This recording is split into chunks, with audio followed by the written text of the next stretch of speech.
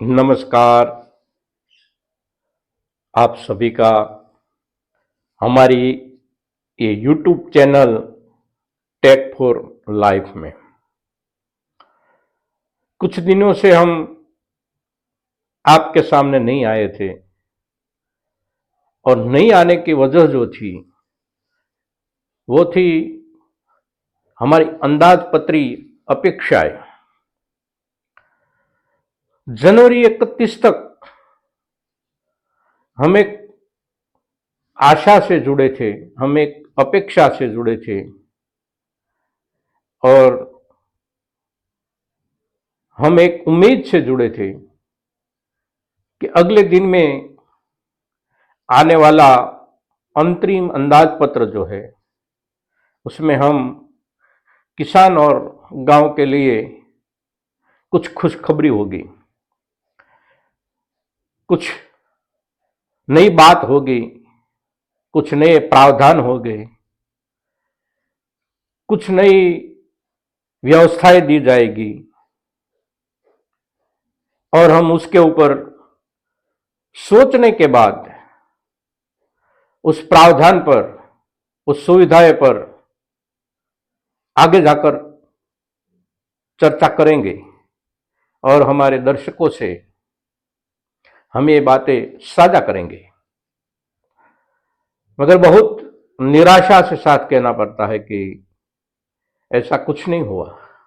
Budget आ गया, अंदाजपत्र आ गया, अंतरिम अंदाजपत्र सरकार मई में अपना कार्यकाल पूरा करने जा रही है, तो मई के अंतिम दिनों के लिए ही ये अंतरिम अंदाजपत्र है, वर्क ऑन अकाउंट है। थोड़ी सी उम्मीद अगर हम गांव किसानों की टटोलने का प्रयास सरकार ने किया होता तो हमारी भी कुछ जगह बन सकती थी अंदाजपत्र में, किंतु नहीं बनी। क्यों नहीं बनी वो तो अब हमें पूरे के पूरे रूप से समझ में आने लगा है। अंदाजपत्र यानी बजट जो बनता है वो लगता है कि केवल इंडिया के लिए ही बनता है, भारत के लिए कोई अंदाजपत्र नहीं बनता। भारत के लिए केवल कुछ सलाह मशवरा होता है अंदाजपत्र में भी, जहां कोई ठोस सहयोग की बात होनी चाहिए, जहां कोई ठोस योजनाएं बिठा देनी चाहिए, उसी जगह पर केवल हमें सलाह मशवरे करके भगा दिए जाते हैं।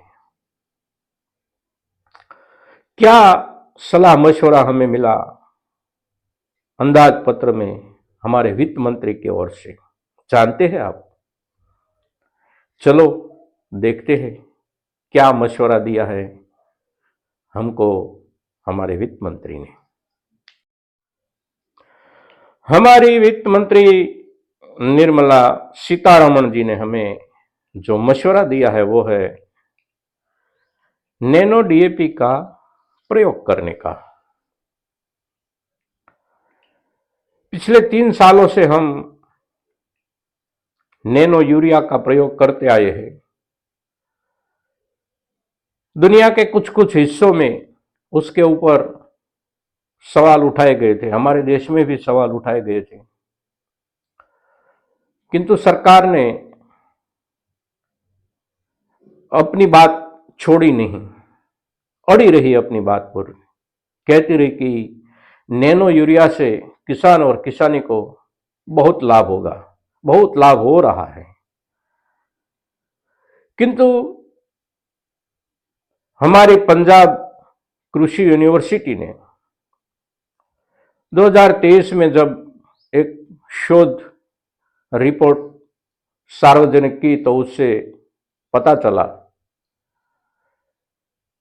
कि गेहूं और धान में 20 और 15% तक गिरावट आई है उपज में नैनो यूरिया के उपयोग से। अब हमें मशवरा दिया जाता है नैनो डीएपी के इस्तेमाल का। पता नहीं, मार्केट में गिरावट तो है ही सभी चीजों की, एक भी चीज का पोषणक्षम भाव हमें नहीं मिलता। जिस दर से हम बेचते हैं हमारी कृषि उपज, उससे हमारी लागत नहीं मिलती। लागत और बिक्री दर में फासला रह जाता है, बिक्री दर पीछे रह जाती है और लागत आगे चली जाती है। और उसमें नैनो यूरिया के बाद अब नैनो डीएपी का प्रयोग हम करेंगे तो हमारी उपज इससे भी गिरावट की ओर जाएगी।